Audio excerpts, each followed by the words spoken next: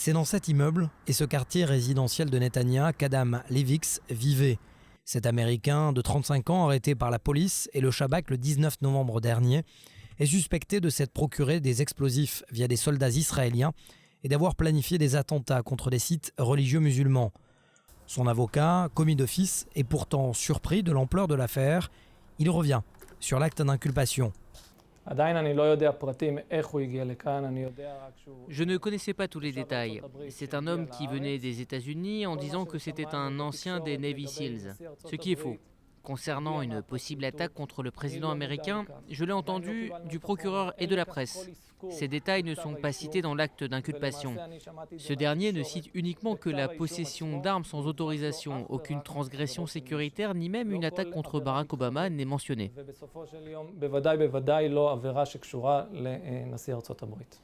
Il faut dire que Levix a un parcours étonnant dans la région. Un premier séjour à Hébron et à Bethléem. C'est là justement qu'il se serait vu proposer par des Palestiniens d'abattre le président américain Barack Obama lors de son séjour en Israël à l'aide d'un fusil à lunettes, offre qu'il refuse.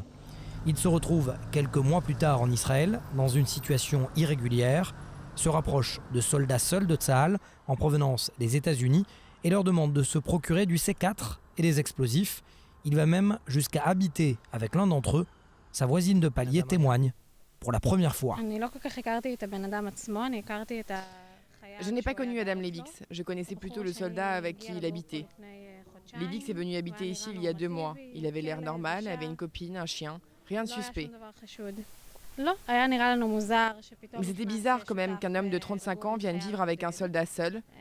Depuis, nous avons peur et nous sommes sous le choc après ce qui s'est passé ici. Reste que l'interdit de publication n'a toujours pas été levé sur certains détails, notamment sur l'origine américaine des soldats qui ont aidé Adam Levix à se procurer du C4. Des agents du FBI seraient actuellement en Israël. En dépit des récentes dissensions politiques entre Jérusalem et Washington, cette affaire viendrait confirmer, selon les responsables de sécurité, un total partage de savoir entre les communautés de renseignement israéliens et américains.